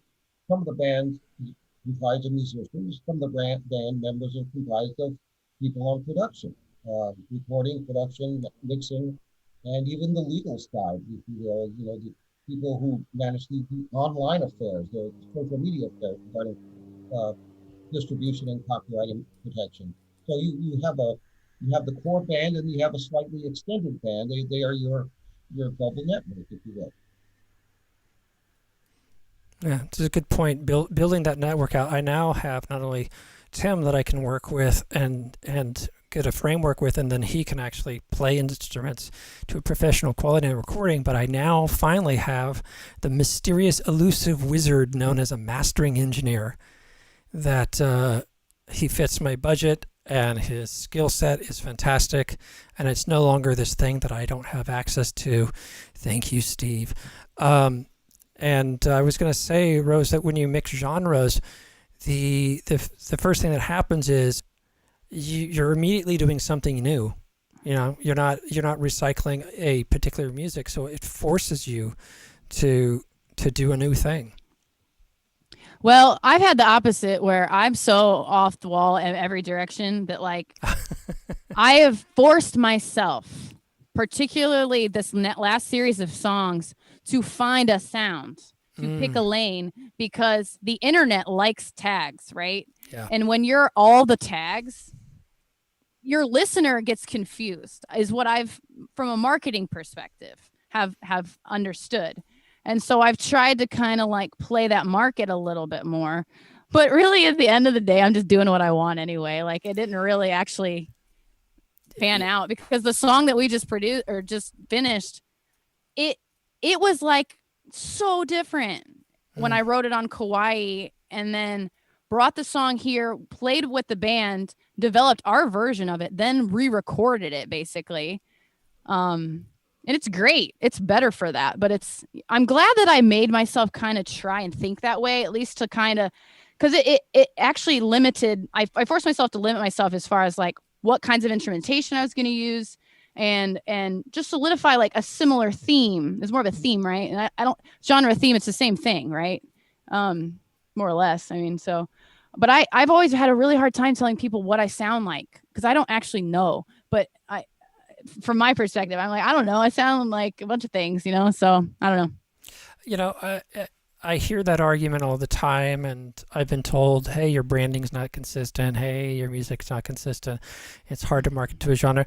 And then I'm just always like, David Bowie, the Beatles, people listen. Dude, that's what I'm saying. Like, when did that become like a problem to sound amazing? Like, the fact that all these 70s bands and they inspire you, the I think 65 to maybe 84, in that period, a lot of that music that inspired me, those bands, you listen to the album, not the hit single, they were all over the place. Bands like Styx that had these, ballad, AM pop songs also had these like heavy metal tracks suddenly in there, and then suddenly like a Bach fugue at the end. Yeah. Oh, I'm all about that kind of stuff, man. And I was shocked to find out, I only found this out 2 years ago.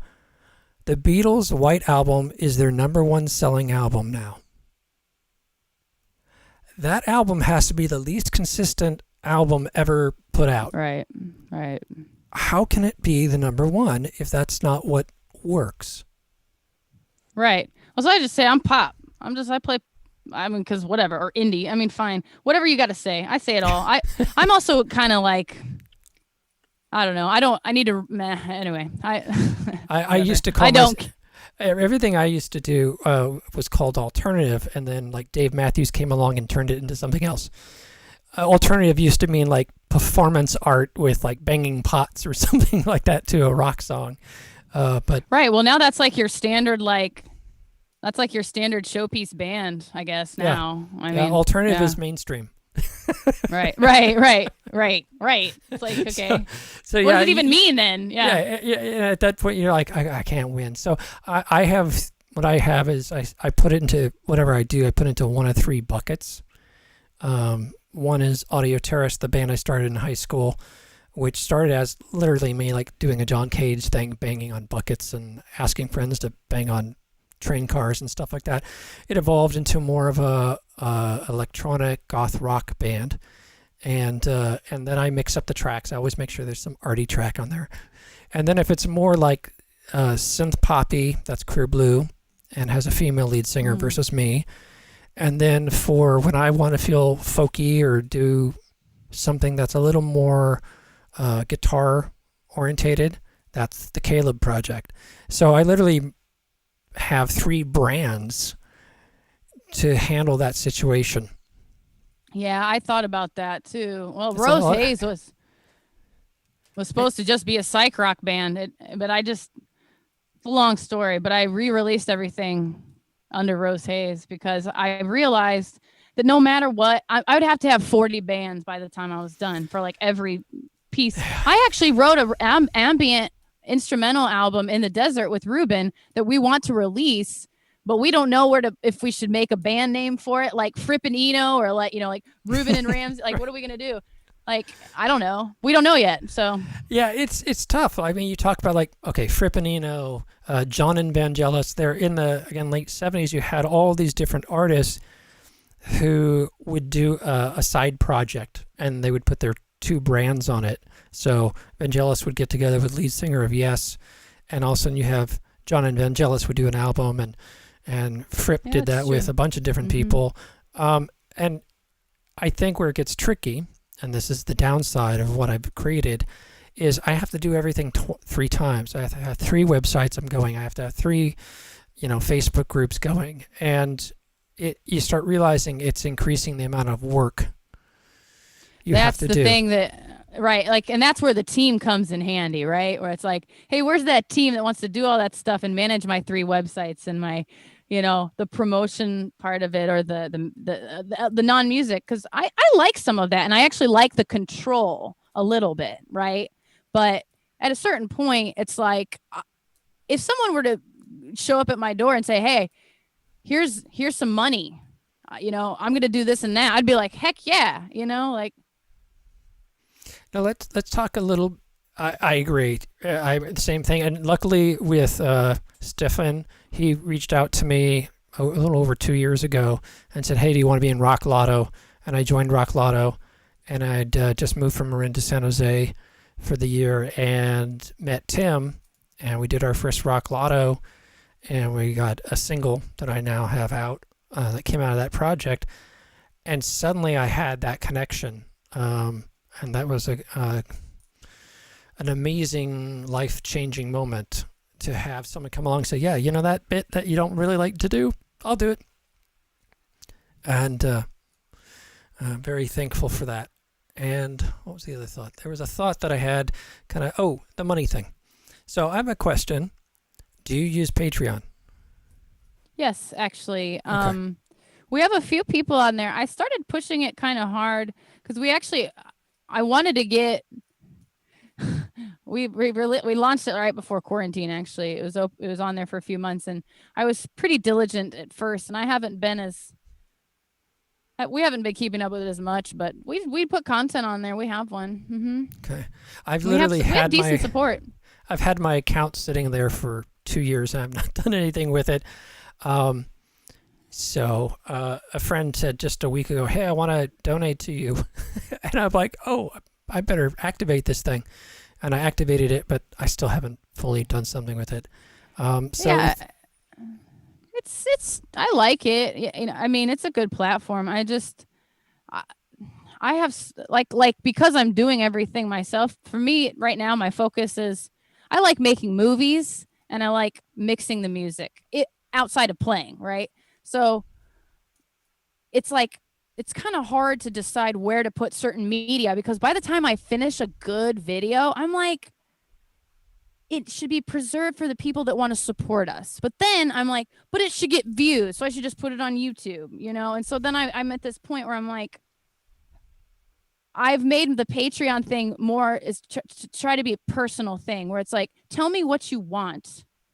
And like, I have an offer where it's like, can you like a 30-minute session where it's a private concert and you just pay once a month for a concert. And it's just me on the harp, or me and the band, whatever you want, we'll make it work, you know? And so sort of like try to make it more interactive there. But it gets to be like, there's so many platforms now that it's like, where do you know, where do you put your time and focus? Right. Yeah. And I get in that same thing too, where I've had so much equipment failure that has destroyed music videos that I spent blah, blah, blah.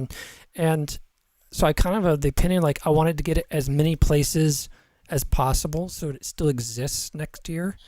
I understand that. I've had some external hard drive. I bought 2 servers because I played the external hard drive game and the USB stick game for a long time, and I thought, I'm going to be, mature with this, and I'm going to get these 2 big server hard drives and redundancy and all this stuff. Within 2 years, both of them died the same day and took all their data with it, and that's where I had captured all the band's music videos from the old tapes. Poof. That sucks. And it was going to be like $5,000 to recover. I'm like, I don't have that budget. So I'm literally now, after 7 years, have got a little capture card that actually works for the most part. It seems like it's difficult to get the ones that work these days. And I have an old camcorder, and some of the tapes are actually deteriorated. So the video's scrambled, but some of it's there, and I'm just like madly digitizing them, and I'm just putting them straight to YouTube. I can make it private because they're just the raw video, but at least the raw video exists somewhere.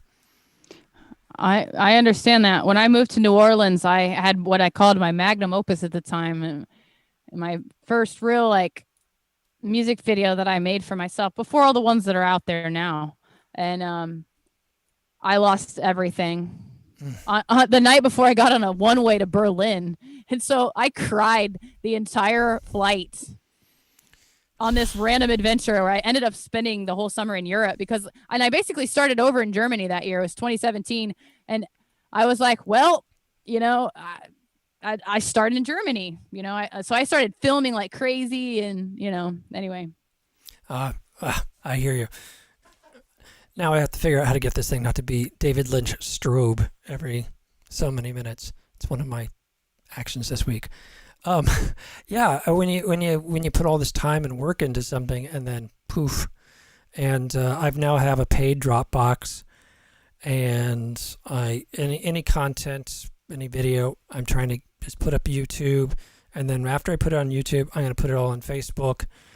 And again, with YouTube, you can say private, so if it's like an hour of just everybody standing around during a vocal session, but at least I can go and get that back, even if it's not in the same quality. And Dropbox, I'm trying to, every time I do something, but it's tough when Tim and I are bumping mixes back and forth and whatnot. It's tough to say, okay, what do I back up, what don't I back up? But I'm trying to archive things on Dropbox as well as external drives. The good news is drives are cheap now. Like you can get like a 10 terabyte for $100, and so you just go ahead and buy 3 of them and duplicate and put one in the drawer and upload to Dropbox, and so you have more opportunities these days than you used to. I'd say 7 years ago when that happened, you just really had a single hard drive or these servers. But at the same time, a buddy of mine, he had 3 albums done, and they all got mulched in a hard drive failure. I've recovered about 2 of them with some hard drive recovery stuff here, and have released them. Hello, Tyrone, if you're still out there. Yes, I still have more tracks of yours to release. Because he's like, but they were unfinished. I said, they were never going to be finished. You know, that's a whole nother thing with us artists is like the song's never done. So when do you ship? Yeah, it's, I gotten pretty good about giving myself personal deadlines that I just don't any go further than that. I mean, unless it's like completely horrible and it's not worth releasing, that's one thing. But like, it's like I've gotten a pretty good angle on how to knock stuff out and stop, which is tough when it's your own stuff. But did you want me to play again? I was just wondering if you. Yeah, I mean, I'm just letting this roll, so you got another track. Maybe if you want, maybe we can. I'll just play that song again and. The first track. That'd be awesome. So for folks that didn't tune in early, Rose is going to play the first track. She played on harp. I had a little technical glitch that cut into the video, and so I'm going to have her re-perform that song. And then also, Rose, it occurs to me that these live pieces where you're playing the harp, if any of those you want as a video, I can give you this episode as a video, and you can chop those pieces out and use it for promo or whatever. Okay, thank you. That's nice. Cool. Oops. Sorry, 1 second. I gotta.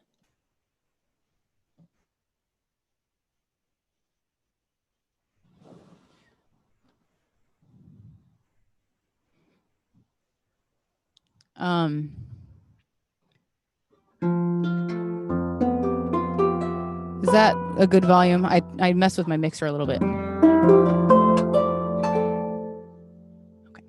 Loud and clear. Okay. Well, the song is called Always Be. There is actually a YouTube version of this. I finally got a harp video up that I've been wanting to do, but so I can't hear.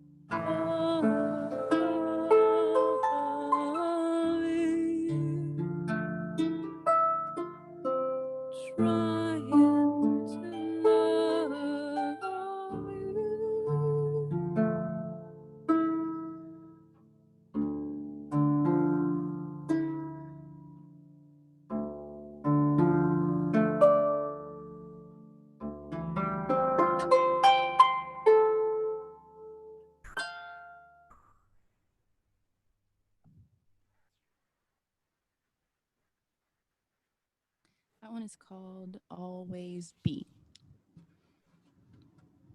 Always be present, I guess. Awesome. Is the concept. That was a cool clip. I think we got a clean take end to end. So, Cool. I appreciate that. do you have Dropbox or Yes. some other way to handle it? Because I just realized the video is going to be 2 hours long, so it'd probably be a big file. Well, I don't know. This will be my first time. I've not had a situation where I thought to share the file with a guest before. But you mentioned that you're doing the video editing and that you're doing some video work, and I'm like, oh well, if she could cut that piece out, and boom, she's got some extra content to throw up. Yeah, that's great. Thank you. Yeah, you're welcome. Hey Joe, you still out there? Yes, I am. Yes, I am. Sounded good from this end. Great, good. Always good to know. I never can tell because sometimes here on my computer there'll be little glitches, but then I'll be watching on Facebook and I don't see it there. So You're nice to know. you're listening to this from Seattle. I'm just over the hill from Rose. So I think this is probably our second longest episode. So with all the after chat and the B-roll, so I think we can wrap it up and let you go, Rose. And Well, thanks for having me. It was fun talking to you guys. Nice to great meet talking you to you, too. virtually. very inspiring to listen to you. I love the music and I love the stories of the inspiration, your creative process. Well, thank you. I I'm appreciate reminded that. of a recording artist, Grimes. She works much the same way. There's Oh yeah. the stream of consciousness of creativity and unbridled creativity at that.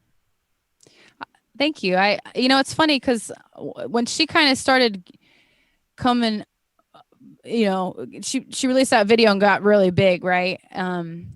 I wasn't sure what to think. Musically, I was kind of honestly, I judged it very harshly, but I liked it. I secretly liked it, and I didn't know why. I didn't want to like it actually, and it was just sort of my own thing at the time, right? And I go back and look at some of her videos. I don't consciously put her on. When she comes on, I'm into it though, and I don't change it. And I get her. It's like, because everyone sometimes tells me they don't understand what I'm singing. I work on clarity with different songs, and other songs you're not really supposed to really know what I'm saying, because half the time, sometimes I might just be making it up. And so Like a Zen riddle. Right.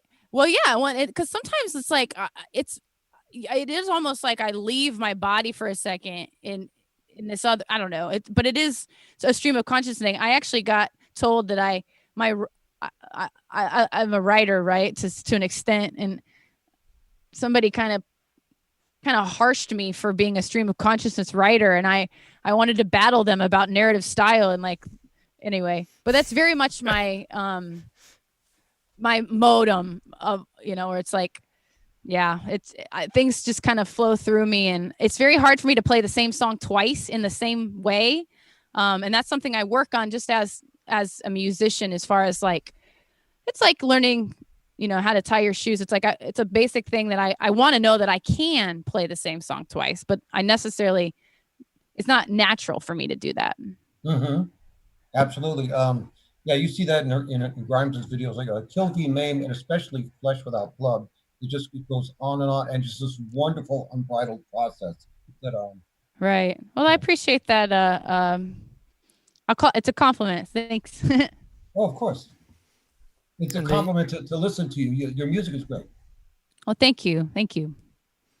Here, I second all that. And I think one reason why I was like, okay, we need to wrap this up, was because I know this conversation. I know Joe, I know me, and one, and two, I know that when we connect with someone and their art, we'll be here all night talking, because there's so much we haven't even touched on that's bursting in my mind about I know we're stream bad. of consciousness, because I've gotten the same thing. I took a songwriting class, and the guy's like, "You're terrible. You're just writing this stream of consciousness." I said, "Well, yes, sometimes. Right. I had a song. It's an unfortunate title that I've never been comfortable with, and it was called Stupid Bitch. And it became the top played song for Audio Terrorist for years. And I'm like, oh God, I'm so embarrassed by that title. But it's probably the title that got people to listen to it at first, and then they liked it, and then they told someone else about it, right? So in some ways when you do, and it was done stream of consciousness. I was just really pissed off, and I went down the studio and I hit record. We'd been working on this drum pattern, and I just improvised 2 takes on top of this drum pattern where I just vented, right? And I said, wrote down what the name was, and I walked away. And for me, it was like done. It was a little moment of therapy. And for it to Right. become the most, and it was mixed horribly. The 2 takes, I didn't say the same thing at the same time, and I didn't even say the same words twice. And I just slapped a bunch of reverb on it so you couldn't tell. And for that to become the most downloaded song and the most listened song in that band's catalog, I was like dying about it. I'm like, oh man, why that one? But my point is, you just can't, you can't tell which kid is going to go out and get attention. And this professor this teacher was fantastic. He could change one word and the song would become magic. So I understood what he was saying, and that's great. And it's great to have that skill. And I thanked him for giving me that skill, because some new songs, it opened doors for some new songs to come out. But if you're talking about popularity, the most random songs I've had done are the most popular. You know, that's interesting to hear. I don't know where I was going to go with that thought, but okay, I'll just say it. So on Kauai, when I started writing the songs that we're about to release, I wrote them from a perspective of 16-year-old who didn't know anything about life and had a broken heart. And what I would want to hear if I were that person again, because I was there once, right? But even then I wasn't listening to that kind of music. I was listening anyway, but whatever. To me, it was trivializing like the iconic pop song, and like, you know, the lyrics aren't weird. They're not, they're not well thought out. They're just kind of more like, to me, the most basic kind of song that I could write, with the basic kind of chords and a basic kind of lyric composition. And they've become my own favorite songs, actually. It's like, I was just having fun with it instead of trying to have this big, I don't know, delivery of sorts, right? Or it's just like, it's just a song. It's fun. And I actually really enjoy it. So it's fun. It's great. The creative process and great music doesn't have to be related to self-importance or self-seriousness of any sort. Right. Having fun can produce the greatest. Look at the B-52s, for God's sake. They look like they're those most non-serious, fun-loving, having fun in the most shallow sense, and they're creative. Is a wellspring of creativity. Absolutely. Yeah, especially those first 2 albums. You see the videos, and it's like, it's all sorts of stuff going on, and that's unconventional. Well, I think I should go have a snack, although I know we could go on and on all night. We'll do this again on our own time if you want. We'll do that, or hey, here's it. And when, sometimes I have gaps in the schedule, we'll have a second Rose Haze show. Sure, let me know. It'd be fun. Awesome. It has been an absolute pleasure. Thanks, guys. It was fun. I had fun too. Appreciate it. Thank you, Rose. Alrighty. Take care, and I'll text you online about the video. Okay. All right. Bye. For any folks who are still watching, I want to thank you for watching this episode. And here's my contact information on Facebook, Caleb Duart. If you want to text me about open tunings, any of the concepts we discussed on this show, feel free to, and I can help open that door for you. Again, thank you for watching. Thank you to the people who tune in every week. We greatly appreciate you. Have a great Sunday.